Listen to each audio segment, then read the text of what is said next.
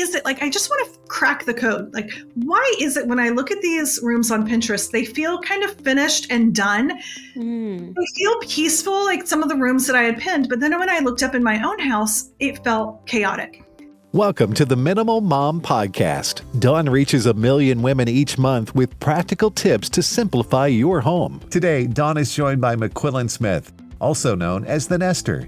Myquillyn is recognized for her expertise in the field of home decor and design. She is an author, speaker, and blogger who gained popularity for her insights into creating beautiful, comfortable homes without the pressure of perfection. Myquillyn's philosophy revolves around embracing imperfections, simplicity, and a sense of personal style in home decor. She encourages individuals to make the most of their living spaces with practical and achievable design ideas. Well, Myquillyn, so great to get to visit with you today. You are the author of Cozy Minimalist Home. I love this book. I recommend this book. So we are going to talk about how to create a cozy minimalist home. We're also going to talk about some interior design tactics that can actually be learned. Like there are, for those women that are like, I'm not good at it. How do I do it? Like, I love that you're like, no, we got you. Like, there's a few things you got to learn here. So we're going to talk about some rules for your home when you've got it decluttered and now you just want to make it like real cute, right? But first, let's talk about this idea of hushing your house, because when I heard this, I'm like, you are a genius, because I've talked about the silent to-do list before and people are like, this is where everything in your house sends you a message. And I've literally had women say, my house is screaming at me. It's not just talking to me, it's screaming at me. And so can you explain to us what this idea of house hushing is? Oh, absolutely. I'm a decorator. So I definitely love a space that feels simple and serene, but I'm a cozy minimalist, which is really like the best of both worlds. I want the most amount of style with the least amount of stuff. And so I have to come up with little, I hate to call it ways to trick myself, but it's ways to trick myself really. And one way I've done that, instead of like facing forward with all of this decision fatigue of, I need to declutter my family room, I am making all of these decisions. What I do is, we both know that whether it's every year, every 6 months, like we are adding things to our home. Let's take our family room, for example. I know, in the spring, I'm adding a little potted plant, and then we're adding catalogs, and then we're adding, stuff. And especially at the end of the year when we're all especially thinking about clearing out our Christmas stuff, and then we're in our cluttered family room, a lot of the times what it feels like is that if everything in your room has a visual voice, it can feel like this loud roar, even if you love everything in your room.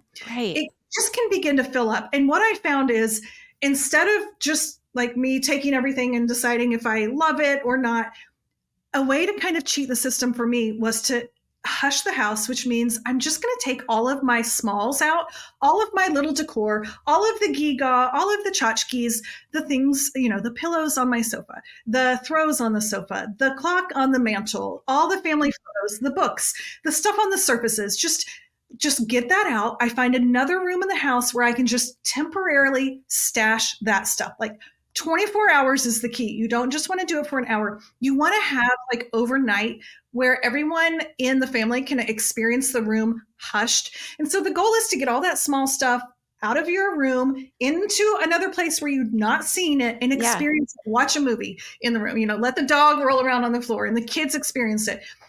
At first, it's always a little bit weird. Like it takes an hour or so because you think, this is so awkward. What in the room, this world, it feels like echoey.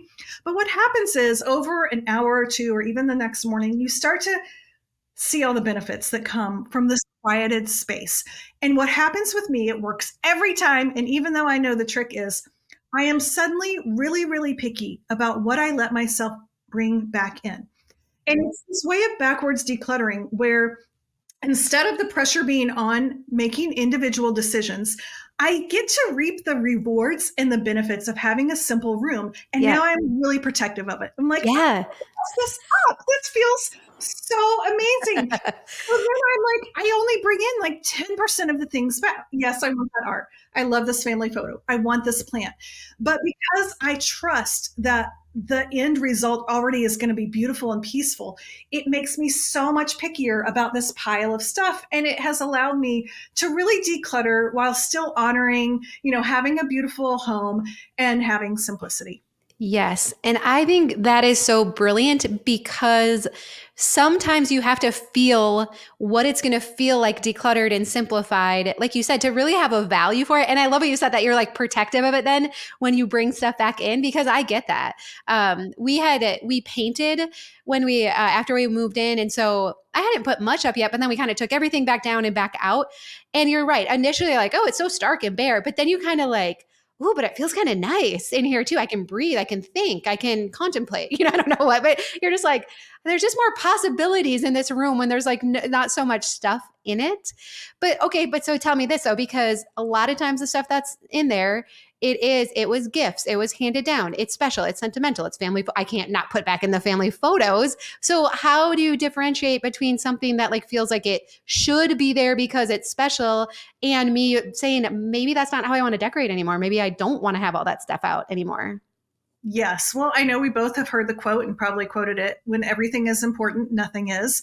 And I think that especially applies to things like, for example, family photos. If I have 53 family photos out, no one gets to see any of them. But if I have one in a really special frame, that one gets all of the attention. Now, do I throw away and burn all the other ones? No. I just pick a pretty box or a pretty, photo album or whatever, and I put them in there. But I have found that if I give everything equal importance in my home, then nothing gets attention and nothing feels special. And so that's just a way I'm able to honor that. So yeah, every year or so I do kind of switch out which photos are in the frame. A lot of times I'll just stack it on top. And so then I see the ones behind, and get to enjoy the new ones. Yeah. And I think, I've been feeling just so much that we live in such a noisy, busy, chaotic world that more than ever, we really need a peaceful place to come home to. And sometimes that chaos has made its way into our house and we don't even realize that our brain is like begging for a break from all of the input and clutter. And it like just actually wants some blank spaces in our house even to be able to rest and fully let our guard down. And so I love this because I do think you have to sometimes experience it before you can fully appreciate it. And actually, I think it would work fantastic in kids' bedrooms too, because we really let the inventory creep up in those spaces, and our kids don't know if we're like, let's declutter your bedroom. Well, they don't know like what that's going to feel like or look like. Yes. Call it hushing, put it in the other room, and let them say, I don't want to mess with this. This looks and feels great. And we've all had that experience, right? Where when we do clean their room or the family room and they like come in and they're like dancing and they're like, they love it, right? I think the kids are minimalists at heart. So I fully believe that. That is so cool. I love that. And so let's talk a little bit about cozy minimalism. Your book is so fun and so beautiful. You have a great style too, because even though you are fairly minimal, like you said, like how can you achieve it with as little as possible? So first tell us, how did you kind of get into minimalism? And then we'll get some of your tips for making it feel cozy. Well, I have long been a minimalist lurker, like for 15 years, reading the blogs, watching the different shows. And what I realized was I would be sitting with my laptop on my lap, on back then. This was before people like you, Dawn. This is when it was like bachelors counting their items. And so I would look at their homes, I would look at their rooms and be like, oh, that feels so peaceful.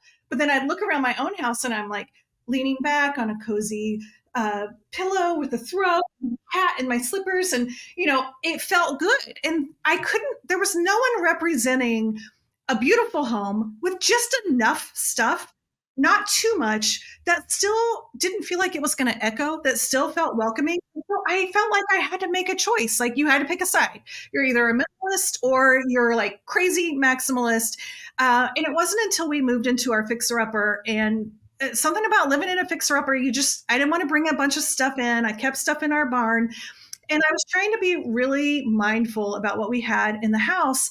And so I was looking at Pinterest, as we do, looking at beautiful rooms. And then I would look up at my own room. And I remember thinking, why is it like, I just want to crack the code. Like, why is it when I look at these rooms on Pinterest, they feel kind of finished and done?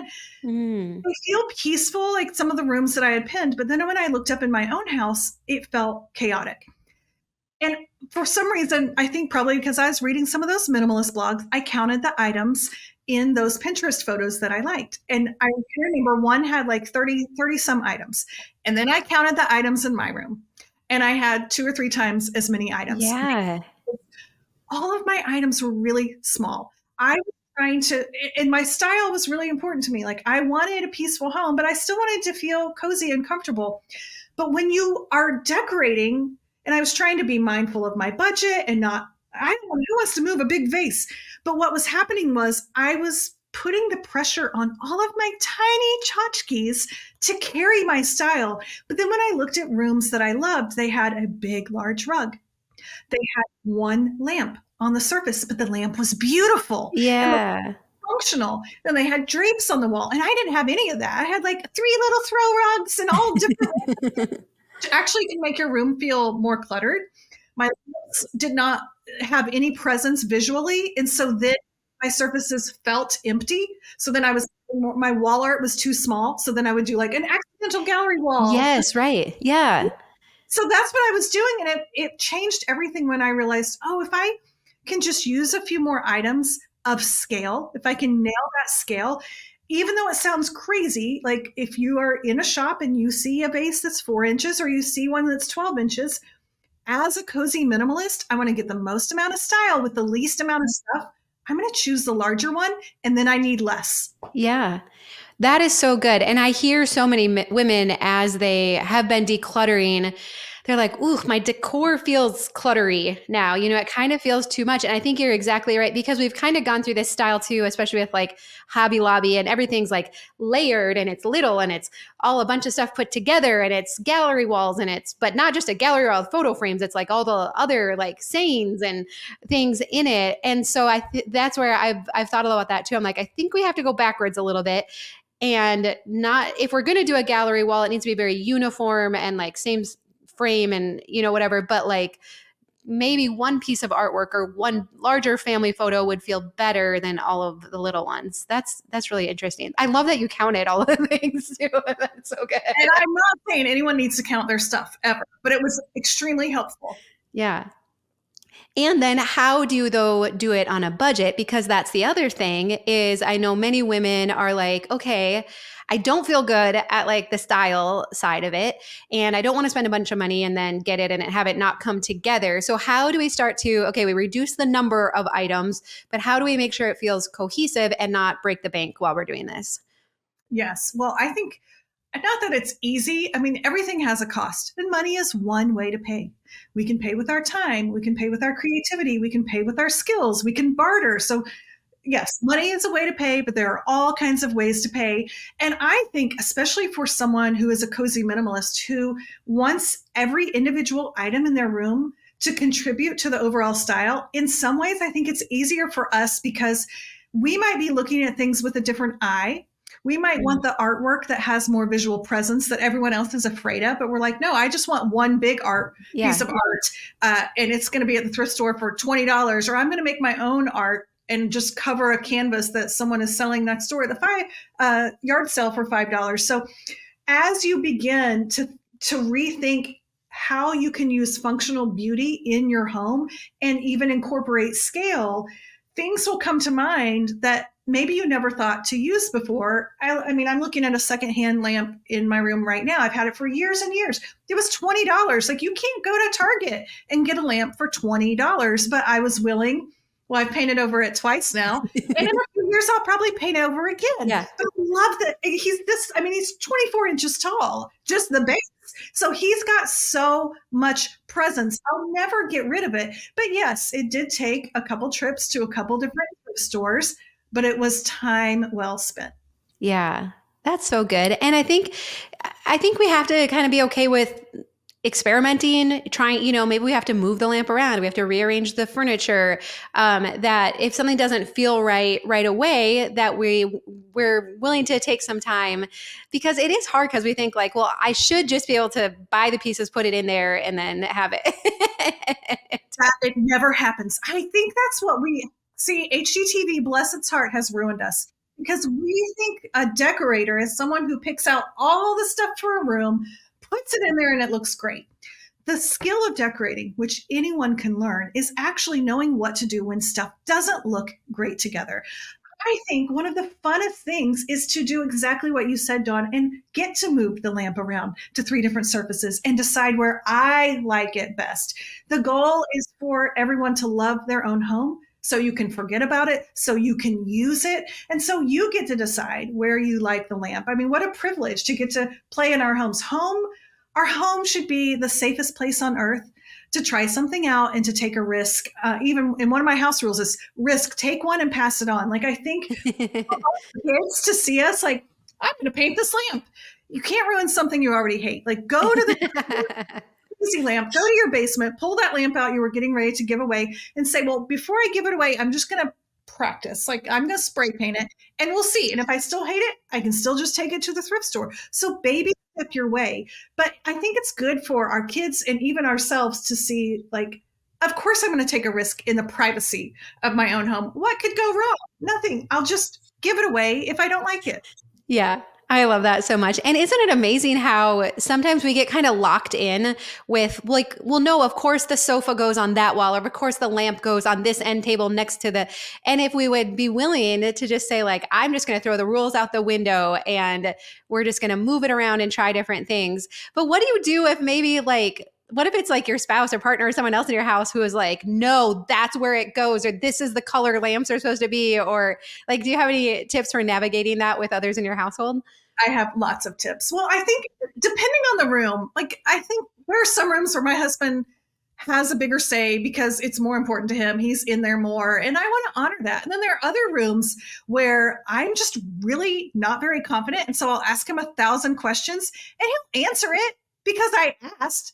But in the scale of 1 to 10, does he really care? No. And I think a lot of times we get confused because we're like, oh, my husband doesn't like those blue throw pillows on our bed. Well, it's because you were a nervous wreck about it. And you said, which one do you like? And he said, pick the purple ones. And now you're saying he hates the other ones. But a lot of times I think it's a confidence issue in our part.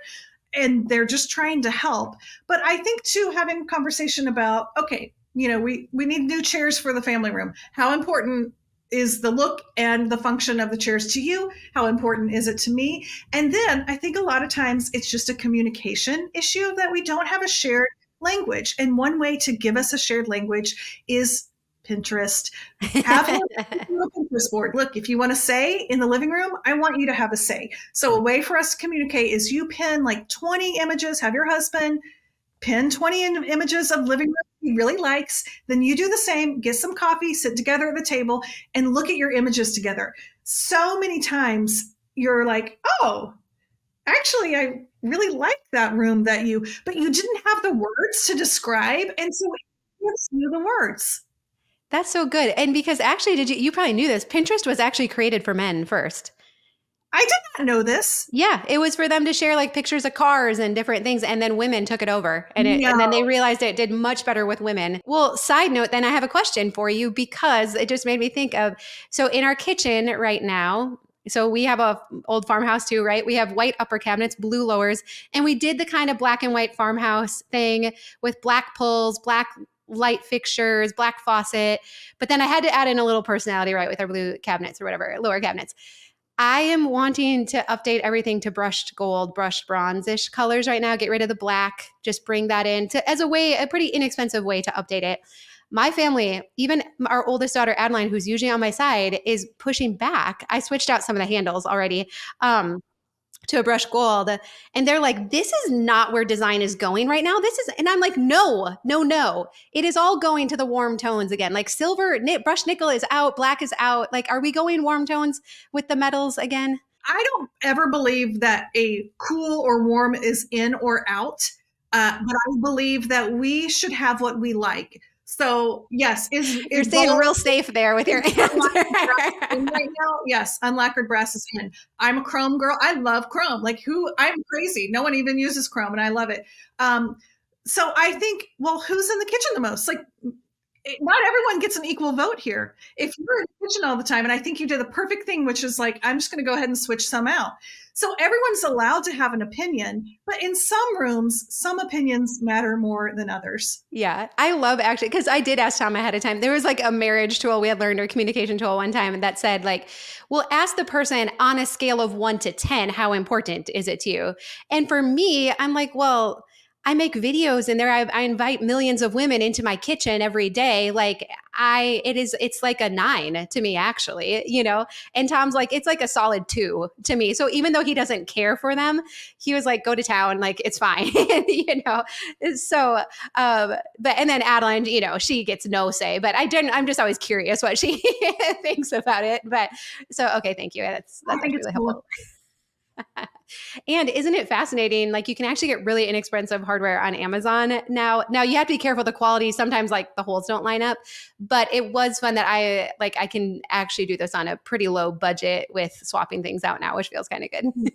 that. And change the whole feel of your kitchen. We're all going to Mhm. look at it and be like, something looks different, and I can't figure out what it is. Yep.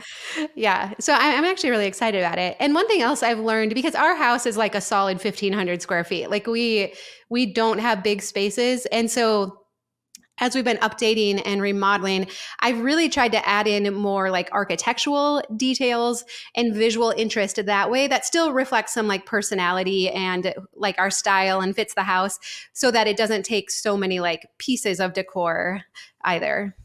I think that is so smart and such a great way to think about it, because it is true. The smaller your house is, the more you're noticing everything that's surrounded. I mean, you notice when you're in a room no matter what, but I think that makes a lot of sense for you. I think that's a great idea. Well, let's talk about your new book coming out, House Rules, because I'm really excited about this. Tell us about the book, and then I'm going to pick your brain more about it. Well, it's a book of rules from a girl who doesn't like rules, but I am a teacher. I love figuring out why it is that in my last house, when I put this piece of art over my mantle, I loved it. And then in my next house, I put the same art over my mantle. It looked ridiculous. Why is that? And there are logical reasons why some things look great together and other things don't. I think we kind of falsely believe that some people were born with a decorating gene and other of us aren't.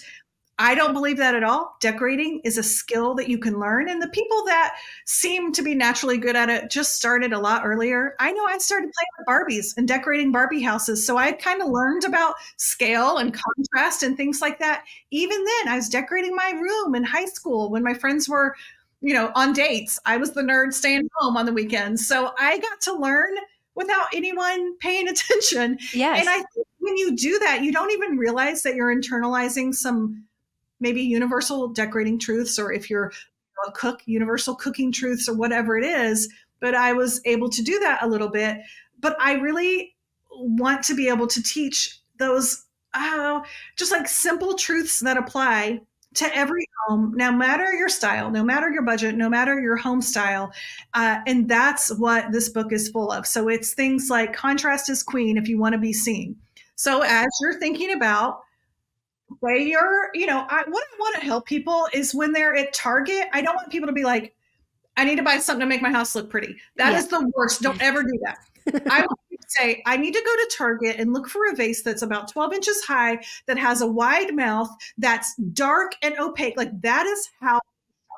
And I want to be able to teach you to be able to go to the stores with confidence, because contrast is queen if you want to be seen, and your fireplace is white and your mantle is white and you have white art up there, and you want to add a vase with some greenery in it, and contrast is queen if you want to be seen. So you don't want to add a white vase, you want to add something with contrast. Yeah. Oh, that is so good. I love that so much. I don't want to brag, but when I was in high school, one of my 4-H projects, it was my last year of high school going into college. One of my 4-H projects was to design the dorm room that I was moving into. So I did like a whole interior design. I had fabric swatches, and I did end up going to the state fair with it. But I would watch Trading Spaces in college, and I would go home on the weekends to my parents' like farmhouse, and I would paint the all the molding white, and I was doing color on the walls. But there was a lot of things that did not work out well at all. But I learned so much through that process. Exactly. And that's when it's fun. And I think now when you grow up and you're a mom and your kids are watching and your husband's watching and you have a budget, you don't feel as free to do that. And so I think just being able to have baby steps of, maybe finding the thing that we were going to give away and practicing painting on that, or buying something secondhand, really inexpensive, and knowing if we mess it up, no one has to know. There's such easy ways for us to get started. Yeah, I really appreciate that a lot. And something else that's been really interesting to me, like I did graphic design stuff in college, and I learned that, and I'm like, oh, like those design. That's where I first learned about like design rules, and that as you learn the rules, like you said, contrast, like that's totally like a design, just like a across the board design principle. And something else I've shared this on some of my videos that has been really helpful was learning how to use accent colors and the percentage. So you actually, oh goodness, I'm forgetting the percentages now. It's like, is it 10% accent, 30% a secondary color, and like 60% like a base color?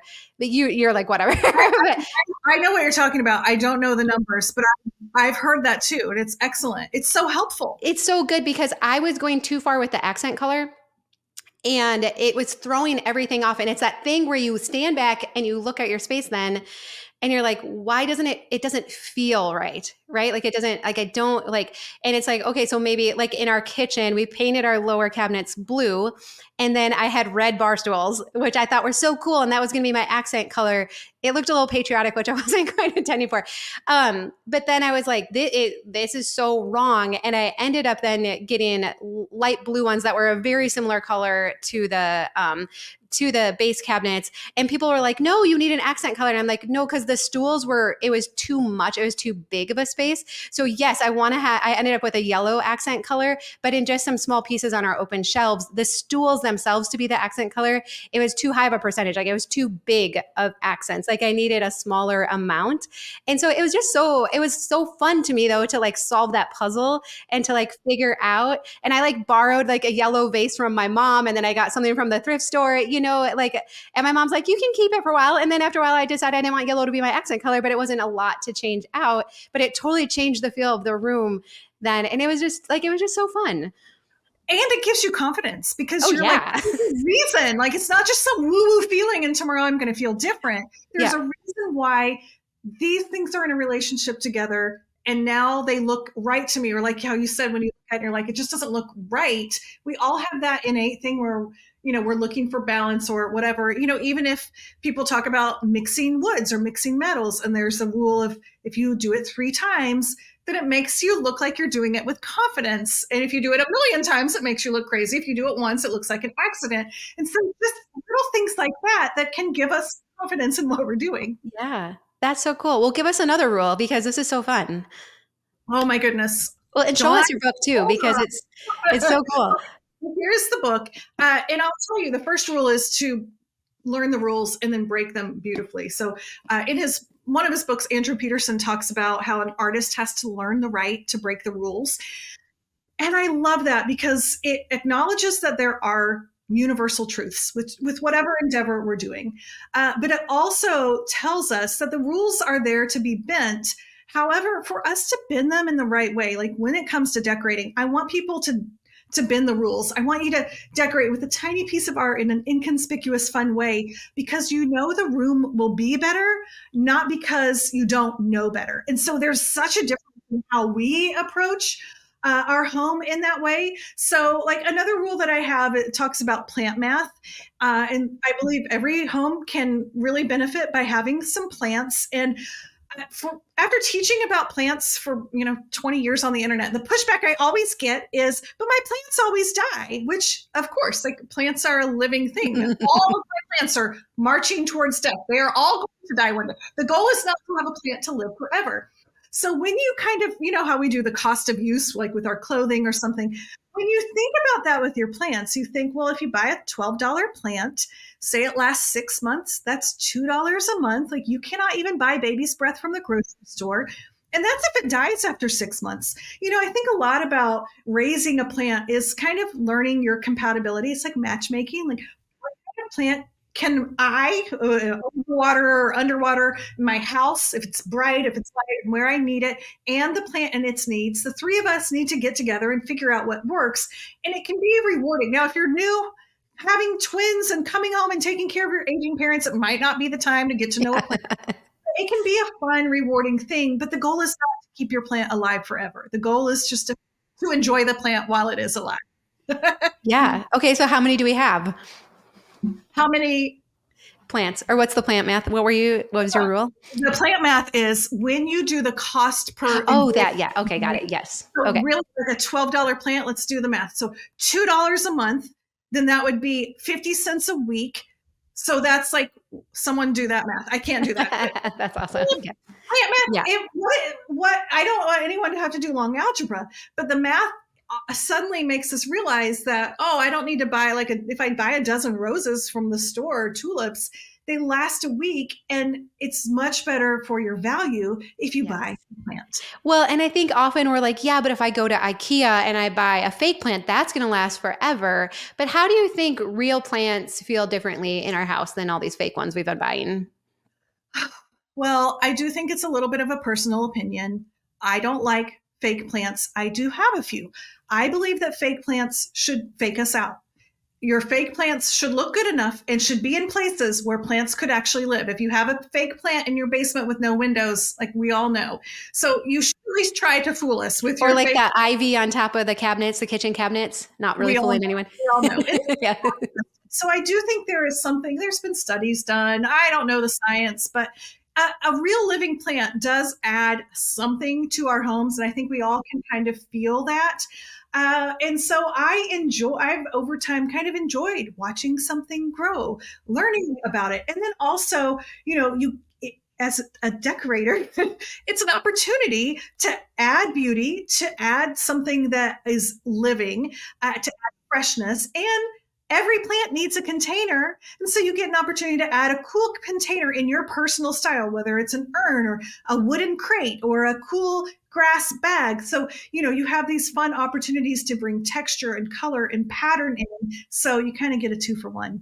Yeah, I love that. Because then when it does live and it longer than you normally keep plants alive, there is something very rewarding about that. And there is something very relaxing about caring for it and watering it and removing dead leaves and whatnot that I have really come to appreciate. I've switched out almost all of my fake plants now. So it's been enjoyable. I like that. And, if you look through shelter magazines or Pinterest, every image you pin probably has a plant in it. That's just interesting. Imagine those rooms and just go look at your, Instagram, scroll through. In any room that you love, you're going to see green, and it's a plant. They're just part of a balanced decor. That's so good. Okay, I want to pick your brain one last thing.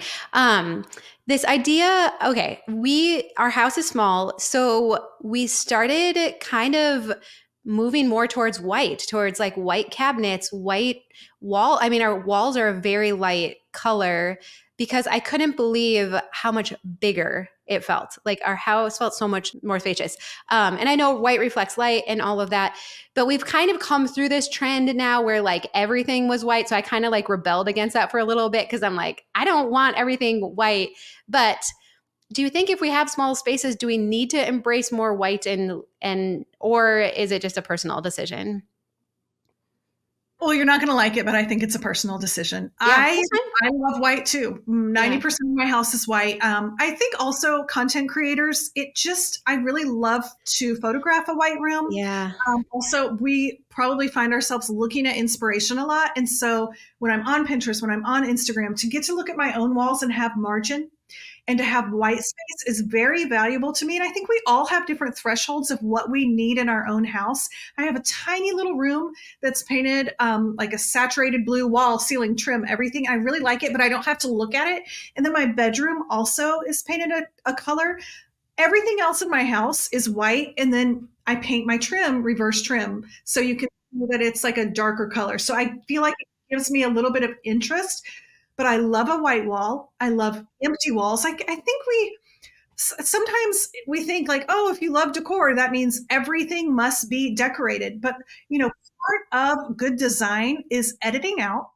Part of the skill is creating margin, a wall Sabbath is what I call it. And so every surface doesn't need decor. Every wall doesn't need to be decorated. So to me, like having white walls, and I'm open to changing my mind and you're allowed to change your mind. But right now for me, it feels really good. And I kind of like crave it. Yeah, I think that was probably interesting to me too, because I'd always thought like, oh, I really like color on the walls and I like, but then with this house, we're just like, oh, it's just, like, I think because it was small, I felt like I'm like, we got to keep it real light.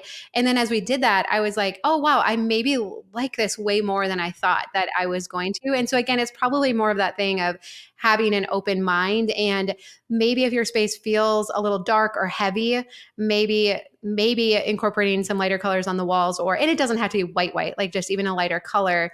It's always surprising to me how it kind of opens a space up. We had done our last house. We had this big master bedroom and we found this like super cool, like teal blue color, and it had light woodwork and it looked awesome. Like it looked so good in that bedroom. And we moved in this house. Our bedroom is literally, it was 10 feet by 10 feet. And we put the same color on the wall. We're like, we love this color. And I was like, it feels like a dungeon. Like what have we done? And so like you had said too, with the painting, like looks great over one fireplace, but not the other. That it just not the same things always work in the same spaces. Absolutely. And it doesn't, I think sometimes we can have some guilt over that, like, whoops, I did it wrong. No, it's all just kind of a learning process, especially when you move. Give yourself time to make decisions and to learn the disposition and the personality of the new house that you're in. Or if you've been in the same house forever, it's kind of the opposite problem that we become house blind and we're like, well, that room's the living room and that room's it. But, try to see it with fresh eyes. Look through the mirror and like get close and imagine it opposite.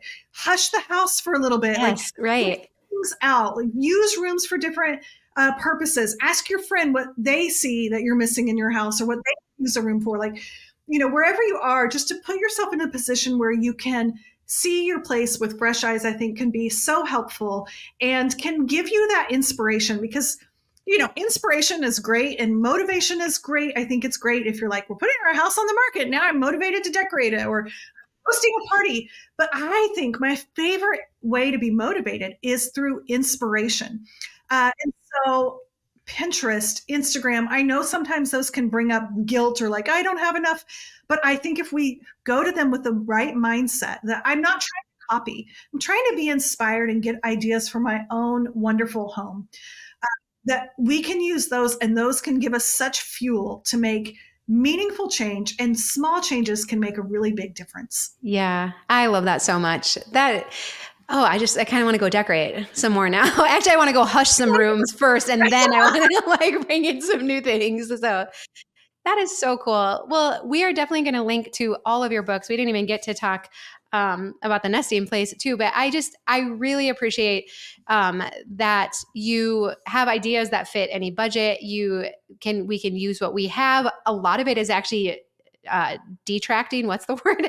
Taking stuff back out. Even it's not even necessarily going and buying new stuff. It's saying, what can I remove from this space to make it feel even better? And I love your house rules book because I agree with you 100%. If we learn some of these rules, that all of us can be like really rock star designers. And it's really fun and it's really gratifying, especially once you've got your house decluttered and you're so excited to like really make it your own and really feel great too. So, well, thank you so much for being with us today. And I hope we can visit it again another time because I know this is going to help so many. I would love that. I love everything you do. Thanks for sharing me with your people. Glad to be here. Thank you so much for joining us today. If you're looking for more support, be sure to check out The Minimal Mom on YouTube too. And we'll see you next time.